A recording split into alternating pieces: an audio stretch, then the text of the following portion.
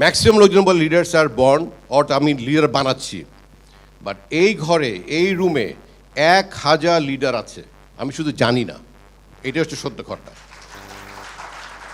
আমি শুধু জানি না যে আমি লিডার কিনা, এটা হচ্ছে আমার দুর্বলতা, আর কিচ্ছু না।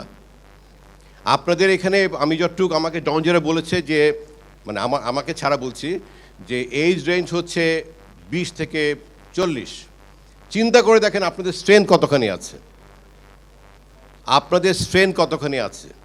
শুধুমাত্র আমি ঠিক জানি না যে আমার ভিতরের স্ট্রেংথটাকে আমি কীভাবে বের করব, আমি শুধু জানি না আমি আমার ভিতরের স্ট্রেংথটাকে আমি মানুষের সামনে কীভাবে উত্থাপন করব। এটাই শুধু আমার চ্যালেঞ্জ, বাকি সব কিছু আপনার কাছে আছে। সো এই জিনিসটা চিন্তা করে দেখেন যে ইউ হ্যাভ এভরিথিং, বাট এখন আপনাকে একটু নিজের মতন করে নিজেকে সামনে, সমাজের সামনে, পরিবারের সামনে, কলিগদের সামনে আপনি যে কীভাবে নিজেকে প্রেজেন্ট করবেন, সবচেয়ে ইম্পর্টেন্ট তাই। একটা অর্গানাইজেশন আমরা যখন আজকে কাজ করি, we build today for better tomorrow. আমি আজকে তৈরি করে আমি আজকে রেজাল্ট পাবো না।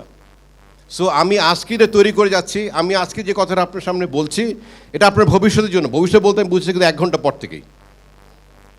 সো অনেকে আমরা মনে করি যে আমি যেটা তৈরি করে যাচ্ছি এটা আমার এখন দরকার। অ্যাকচুয়ালি আমি যেটা তৈরি করলাম সেটা আমার ভবিষ্যতের জন্য দরকার। সো আমরা এমন একটা জিনিস তৈরি করে করতে চাই বা করে রাখতে চাই যে আমার ভবিষ্যৎ মানে হচ্ছে ঠিক আমার স্পিচে ঠিক তারপর থেকেই তারা যেন সেই বেনিফিটটা পায়, তারা যেন সেই সুবিধাগুলি মানে ভোগ করতে পারে। এইরকমভাবে কিন্তু আমাদের ইনস্টিটিউশন, আমাদের কোম্পানি, আমাদের পার্সোনাল লাইফ, আমাদের সোশ্যাল লাইফ তৈরি করা উচিত। সো যাতে করে আমার পরে যারা আসবে, আমাকে যারা ফলো করবে, বা আমার ঘটনা ঘটার পরে যারা অন্য লোক যখন সেটার হাতে নিবে, তারা যেন ফেল না করে, তাদের জন্য কোনো ইভেন্ট যেন ফেল না করে।